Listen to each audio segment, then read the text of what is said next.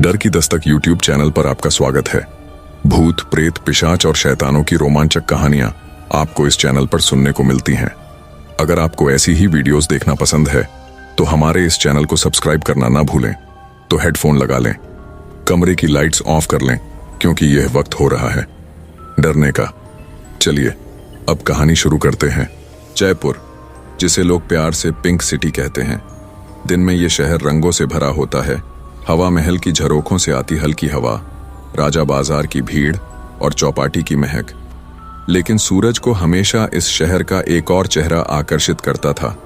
रात का जयपुर, पुरानी हवेलियों की खामोशी, संकरी गलियां और वो जगहें जहां लोग रात को जाना पसंद नहीं करते। सूरज जयपुर यूनिवर्सिटी में इतिहास का छात्र था। उसे पुरानी कहानियां, लोक कथाएं और रहस्यमयी जगहें बहुत भांति थीं। हर हफ्ते वो किसी नए स्थान की खोज में निकल पड़ता था। कभी आमेर किले की पिछली दीवारों पर, कभी सांगानेर के पुराने मंदिरों के पास।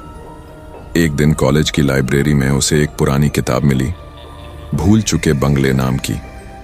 उसमें लिखा था कि सांगानेर रोड के पास एक पुराना बंगला है जहां एक लड़की की आत्मा भटकती है जिसका नाम मीना था।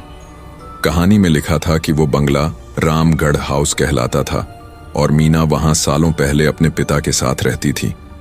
लेकिन एक रात अचानक वो गायब हो गई और तब से वहां से किसी के रोने की आवाजें आती हैं। सूरज ने उसी शाम वहां जाने का फैसला किया। उसके साथ उसका दोस्त रवि भी था। रात के करीब 9 बजे दोनों बाइक से सांगानेर रोड पहुंचे। सड़क सुनसान थी, दोनों ओर झाड़ियों के झुंड थे। कभी कभी किसी कुत्ते की आवाज आती और फिर एकदम सन्नाटा। थोड़ी दूर चलने के बाद सूरज ने देखा एक बड़ा सा गेट जिस पर जंग लगी हुई थी और नाम मिट चुका था। बस कुछ शब्द बचे थे, गढ़ हाउस। यही होगा, सूरज ने कहा। गेट को जैसे तैसे धक्का देकर दोनों अंदर गए। अंदर हर चीज पर धूल जमी थी। दीवारों पर काई और मकड़ियों के जाले थे। एक टूटी सीढ़ी के पास पुरानी चूड़ियां पड़ी थीं, मानो किसी ने अचानक छोड़ दी हों। रवि ने कहा, भाई यहां माहौल ठीक नहीं लग रहा। सूरज बोला, थोड़ा और अंदर चलते हैं। जैसे ही दोनों हॉल में पहुंचे, दीवार पर एक पुराना आईना लटका था, धूल भरा हुआ, पर बीच में जैसे किसी ने हाल ही में हाथ फेरा हो। सूरज ने टॉर्च की रोशनी उस पर डाली और पल भर के लिए लगा जैसे किसी की परछाई वहां खड़ी है। उसने झट से पीछे देखा, वहां कोई नहीं था। अगले दिन सूरज ने दोबारा बंगले जाने की जिद की। रवि ने मना किया, पर सूरज अकेला निकल पड़ा। उस रात चांद पूरा था, हल्की हवा में ठंडक थी। बंगले के अंदर जाते ही सूरज को कदमों की आवाज सुनाई दी। वो धीरे धीरे आगे बढ़ा और देखा कि फर्श पर कुछ चमक रहा था। वो एक पुरानी डायरी थी, आधी सड़ी हुई। पहले पन्ने पर लिखा था मीना 1990। उसमें लिखा था कि मीना इस बंगले में अपने पिता के साथ रहती थी। उसके पिता एक सरकारी अफसर थे जो ब्रिटिश जमाने की इमारतों की देखरेख करते थे। एक रात अचानक उनके घर में आग लग गई। मीना किसी तरह बच गई, पर उसके पिता वहीं जलकर मर गए। उसके बाद लोगों ने कहा कि मीना पागल हो गई थी।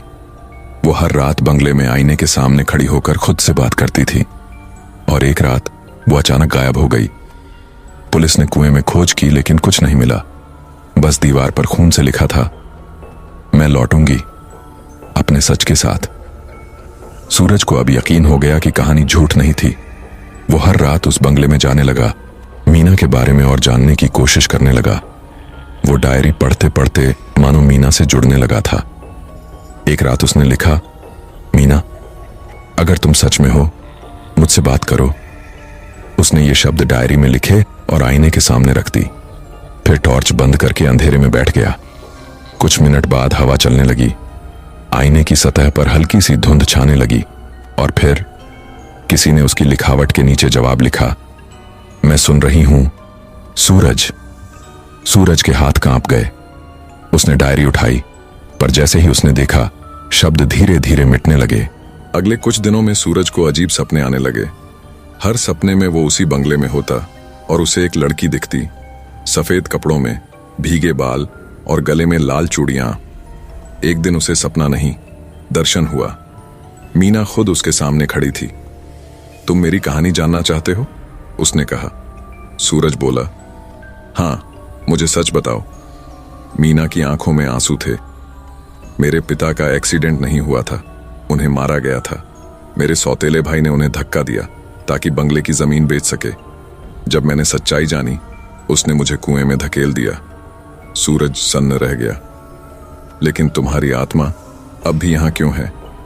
मीना बोली, क्योंकि मेरा शरीर अब तक इस जमीन में कैद है, कुएं के नीचे। सूरज ने अगले दिन सच जानने की ठानी। वो कुएं के पास गया जहां अब घास और झाड़ियां उग चुकी थीं। उसने टॉर्च की रोशनी अंदर डाली और नीचे कुछ सफेद चमकता दिखाई दिया। वो नीचे उतरा और वहां एक कंकाल पड़ा था, गले में टूटी लाल चूड़ियों के साथ। वो मीना का था। सूरज का गला सूख गया। जैसे ही उसने हाथ लगाया, अचानक हवा का तेज झोंका चला और ऊपर से कुएं का ढक्कन अपने आप बंद हो गया। अंधेरे में वही आवाज आई, अब तुमने मेरा सच जान लिया है सूरज, अब तुम कभी नहीं जा सकोगे। 3 दिन तक सूरज घर नहीं लौटा। रवि पुलिस के पास गया, पर किसी को कुछ नहीं मिला। जब पुलिस उस बंगले में पहुंची, दीवार पर लिखा था, मीना अब अकेली नहीं है। कुएं के पास सूरज की घड़ी और मोबाइल पड़ा था। मोबाइल में आखिरी फोटो थी, एक आईने के सामने सूरज और मीना, दोनों मुस्कुराते हुए। आज भी सांगानेर रोड के उस पुराने बंगले में रात के समय किसी औरत के गाने की आवाज आती है। कभी कभी कोई राहगीर कहता है, आईने में 2 परछाइयां दिखती हैं, एक लड़की और एक लड़का। लोगों ने उस बंगले को मीना हाउस कहना शुरू कर दिया है और कहते हैं, अगर कोई वहां जाकर मीना का नाम 3 बार पुकारे तो हवा ठंडी हो जाती है और कोई फुसफुसाता है, मैं यहां हूं, सूरज के साथ। जयपुर की आत्मा सिर्फ कहानी नहीं, एक ऐसा सच है जिसे लोग अब भी छिपाने की कोशिश करते हैं। वो बंगला आज भी वहां है, बस कोई उसकी चौखट पार करने की हिम्मत नहीं करता।